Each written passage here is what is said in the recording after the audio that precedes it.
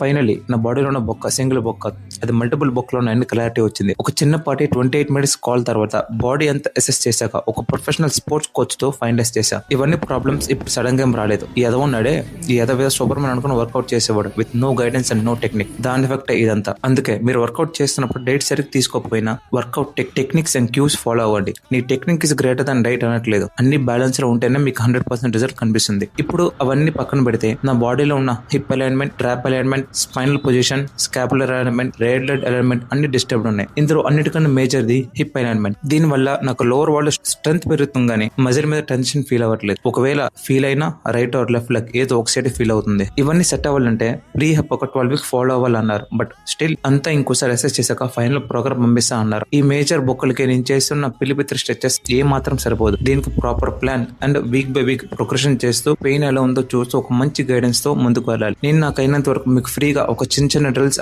Update చేస్తూ ఉంటా. So that మీకు నాలుగా ఇష్యూస్ అవ్వకుండా ఉంటా. మరి బాయ్ బాయ్.